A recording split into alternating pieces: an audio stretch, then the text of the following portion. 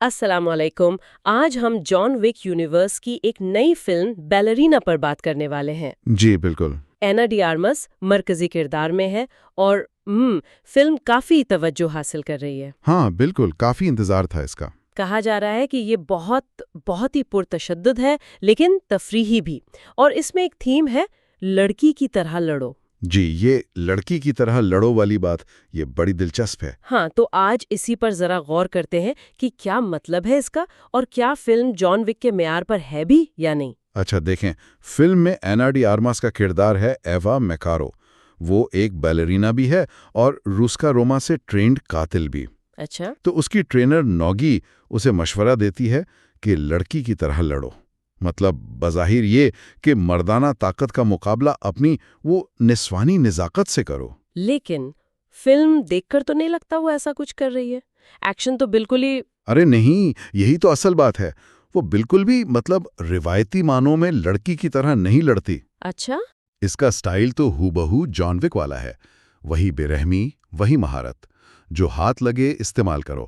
پستول، machine gun, ہڈیاں توڑنا، اوہ، گلا گھونٹنا، آنکھیں نکالنا، ارے کچن کے برتن، سامورائی تلوار، گرینیڈ۔ آئس اسکیٹس بھی سنائے؟ ہاں، آئس اسکیٹس کو تو ننچکو کی طرح استعمال کرتی ہے، اور کلائمیکس میں تو فلیم تھروور سے مقابلہ ہے۔ اسے جان وک کہنا غلط نہیں ہوگا۔ تو پھر یہ مشورہ کیوں لڑکی کی طرح لڑو؟ کیا یہ صرف کہنے کی بات تھی؟ شاید اس کا مطلب اب بدل گیا ہے۔ آج کل کی ایکشن فلموں میں شاید لڑکی کی طرح لڑنا اور لڑکے کی طرح لڑنا میں کوئی خاص فرق رہا ہی نہیں۔ یعنی مہارت اور بے رحمی بس؟ بالکل۔ ایو کی تربیت میں بیلے اور مارشل آرٹس دونوں شامل ہیں، تو اس کے انداز میں ایک خاص سنگینی اور وہ فلو ہے، بالکل جان وک کی طرح۔ اچھا، اور کہانی سنا ہے کافی سیدھی سادھی سی ہے، بدلے والی۔ ہاں، کہانی کی بنیاد تو بدلا ہی ہے۔ ایو بچپن میں اپنے باپ کو مرتے دیکھتی ہے۔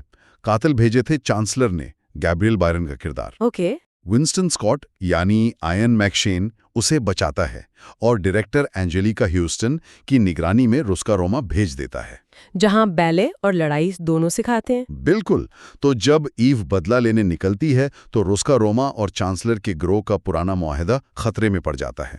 تو ہاں، کہانی کچھ لوگوں نے اسے پیور ٹریش کہا ہے۔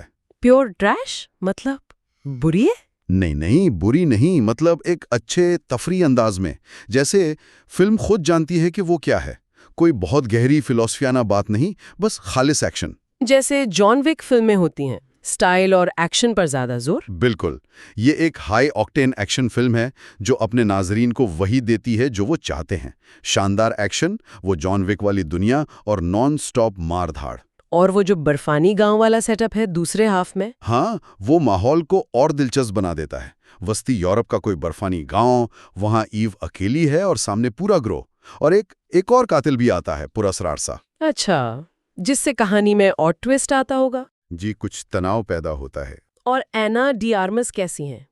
کیانو ریوز کا وہ جو ٹھہراؤ تھا جان وک میں، وہ ذہین کیفیت، کیا اینا میں بھی وہ نظر آتی ہے؟ ہاں، یہ بہت اہم بات ہے۔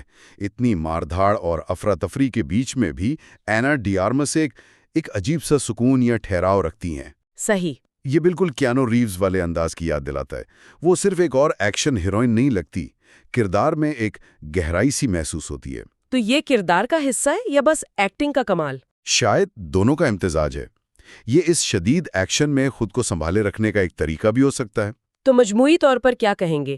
کیا بیلرینا جان وک یونیورس میں ایک اچھا اضافہ ہے؟ میرے خیال میں تو ہاں، یہ جان وک کی دنیا کو تھوڑا اور پھیلاتا ہے، ایک نیا مضبوط مرکزی کردار دیتا ہے، اور ایکشن کا معیار تو وہی ہے۔ اور لڑکی کی طرح لڑو والی بات، وہ بات تو فلم نے الٹ ہی دی ہے۔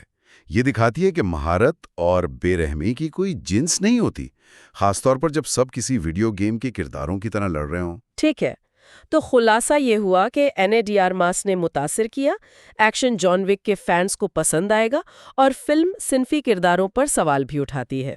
بالکل، اور یہ ہمیں سوچنے پر بھی مجبور کرتا ہے نا، کس بارے میں؟ کہ یہ جو ایکشن فلموں میں مردانہ اور نسوانی لڑائی کے انداز دھندلا رہے ہیں، کیا یہ معاشرے میں کسی بڑی تبدیلی کی طرف اشارہ ہے، یا یہ صرف فلمی ضرورت ہے اس صنف کی اپنی کرک کی؟